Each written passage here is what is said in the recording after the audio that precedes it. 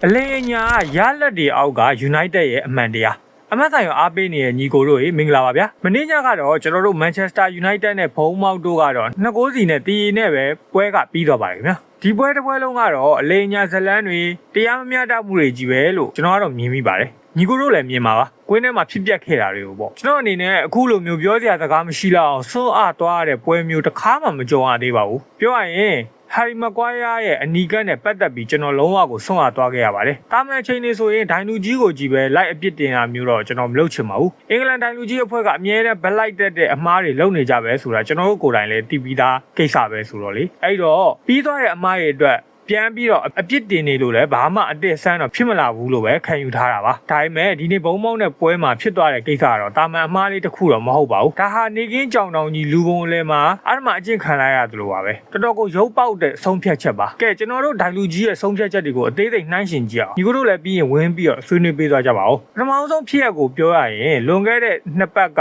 Crystal Palace နဲ့ပွဲကိုမှတ်မိကြအောင်မယ်ထင်ပါတယ်အဲ့တုန်းကကိုညာကနောက်ဆုံးလူအနေနဲ့ပြေးထွက်သွားတဲ့အချိန်မှာ Palace နောက်ခံလူလာခရိုက်ကအနောက်ကနေလက်နဲ့သွားထိလိုက်ပါတယ်ကိုညာကချက်ချင်းလဲကျသွားတယ်။ဒိုင်းကလာခရိုက်ကိုအနီကပ်ပြပြီးတော့ပယ်နတီပေးခဲ့တယ်။အဲ့ဒီတုန်းကနောက်ဆုံးလူဖြစ်နေတဲ့အတွက်အနီကပ်ဆိုတာကိုလက်ခံလို့ရပါတယ်။ Okay အခုဒီနေ့ဘုံမောင်းတဲ့ပွဲကဖြစ်ရက်ကိုပြန်ကြည့်ကြမယ်ဆိုလို့ရှိရင် Evan Nelson ပြေးထွက်သွားတယ်။ Maguire ကနောက်ဆုံးလူအနေနဲ့အနောက်ကနေသွားထိတယ်။ Evan Nelson ကနည်းနည်းအပိုလုပ်ပြီးတော့လဲကျသွားတယ်။ဒိုင်းက Maguire ကိုအနီပြပြီးတော့ပယ်နတီပေးလိုက်တယ်။ကဲဒီဆုံးဖြတ်ချက်ကိုကျွန်တော်ကပြဿနာမရှာပါဘူး။ Palace နဲ့ပွဲတုန်းကကိုညာရခဲ့တယ်လို့မျိုးပဲတူညီတဲ့စံနှုန်းနဲ့ဆုံးဖြတ်ခဲ့တယ်လို့ပဲသဘောထားလိုက်ပါမယ်။ဒါပေမဲ့တကယ်ပြဿနာအကြီးကြီးကအဲ့ဒီ Maguire အနီကမတိုင်ခင်လေးမှာဖြစ်သွားခဲ့တာပါ။ Man U က1-0နဲ့နိုင်နေတယ်ကျွန်တော်တို့အကောင်းဆုံးတိုက်စစ်ဆင်နေတယ်အဲ့ဒီအချိန်မှာအာမတ်ကအေရီယာထဲမှာဘောလုံးကိုဆွဲပြေးနေတော့နောက်ကနေတွန်းချခံလိုက်ရပါတယ်မကွာရကျူးလွန်တဲ့အတိုင်းအတာနဲ့အာမတ်ပေါ်ကျူးလွန်တဲ့အဖြစ်အပျက်ကလုံးဝကိုအတူတူပါပဲထိတာချင်းလည်းအတူတူပဲလဲကျသွားခြင်းလည်းအတူတူပါပဲဒါပေမဲ့ဒိုင်လူကြီးကအာမတ်ကိုတော့ပယ်နတီမပေးခဲ့ပါဘူးဘာလို့လဲဆိုတော့အာမတ်က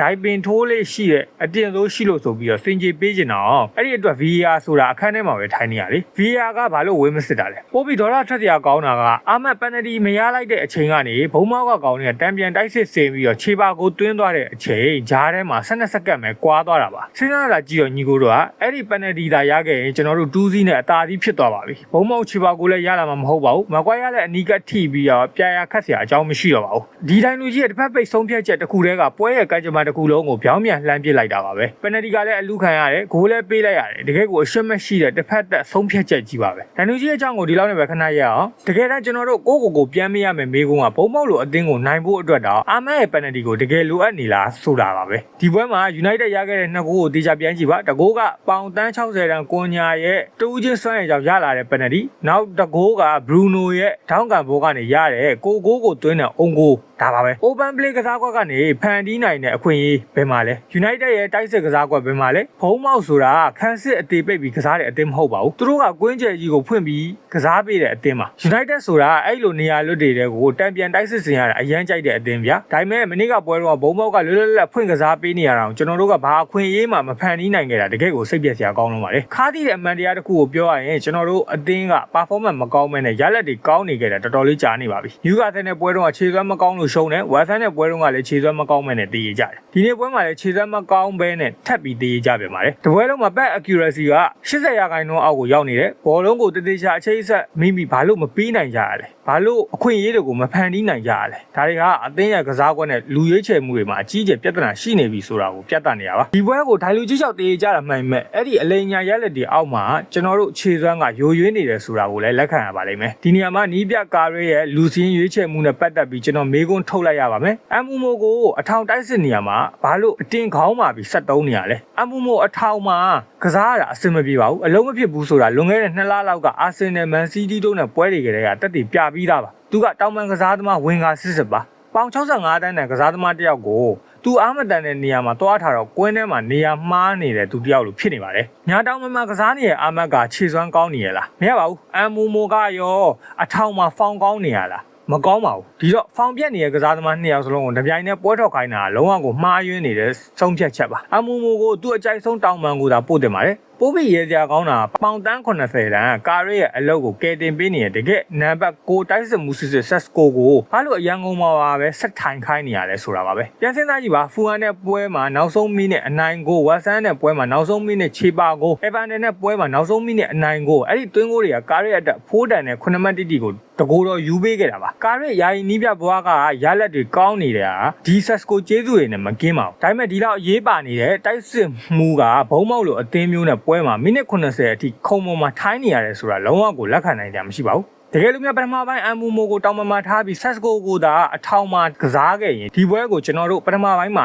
တူးစီးလောက်နဲ့ပြက်ပြက်သားသားနိုင်မှာသိကြပါတယ်ဒီပွဲအပြီးမှာဘရူနိုကိုသတိထားမိလိုက်လားသူလုံးဝအမောဖောက်နေတာပါပင်နတီကိုအကောင်းဆုံးသွင်းယူပေးခဲ့တယ်ပထမပိုင်းမှာဂိုးစီးပေါ်ကနေဖြတ်ထုတ်ပေးခဲ့တယ်ဒါပေမဲ့တိုက်စစ်မှာအချိတ်ဆက်မမိလိုက်တဲ့အတွက်ကွင်းထဲကကစားသမားတွေအကုန်လုံးအလားအသက်ပင်ပန်းခဲ့ရတာပါမြီးပြကားတဲ့အနေနဲ့ပွဲအပြီးအင်တာဗျူးမှာဒိုင်လူကြီးကိုအပြစ်တင်တာမျိုးလုပ်ပါလိမ့်မယ်သူ့ရဲ့6ပွဲမြောက်နိုင်ပွဲကိုဒိုင်လူကြီးကြောင့်လူယူခံလိုက်ရတဲ့အတွက်ဒေါသထွက်ခွင့်ရှိပါဒါပေမဲ့အဲ့ဒီဒိုင်လူကြီးအကြောင်းပြချက်တစ်ခုတည်းနဲ့ဒီနေ့ပွဲကဆိုးရွားလွန်းတဲ့ကစားကွက်နဲ့မှားယွင်းတဲ့လူရေးချွဲမှုတို့ကိုတော့ဖုံးကွယ်လို့မရပါဘူးဒီပြဿနာတွေကိုအမြန်ဆုံးမဖြေရှင်းနိုင်ရင် United အတွက်ရှေ့ဆက်သွားမယ့်ခီးကတော့တော်တော်လေးခက်ခဲနေပါပြီနောက်ဆုံးအနေနဲ့ဒီနေ့ထွက်လာတဲ့သတင်းတစ်ခုကြောင်းပြောချင်ပါတယ် Man U က Harry Maguire ကိုစာချုပ်တက်တန်ထက်ချုပ်ပေးတော့မယ်ဆိုတဲ့သတင်းပါလာမယ့်ရာသီမှာ33နှစ်အရွယ်ရှိမဲ့နောက်ခံလူတစ်ယောက်ကိုအသင်းမှာဆက်သိမ်းထားအောင်ပါပေါ့ပြိုင်ဘက် Man City ကိုကြည်ပါသူတို့ကတန်းကုန်သွားတဲ့ကစားသမားအသင်းရဲ့ကစားကွက်အရှိန်ဟိုမမီတော့တဲ့ကစားသမားဆိုရင်ဘလောက်ပဲကောင်းခဲ့ပြက်ပြက်သားရှင်းထုတ်ပါတယ် Kevin De Bruyne လားထွက် David Silva လား Kyle Walker လားအကုန်ရှင်းထုတ်တယ်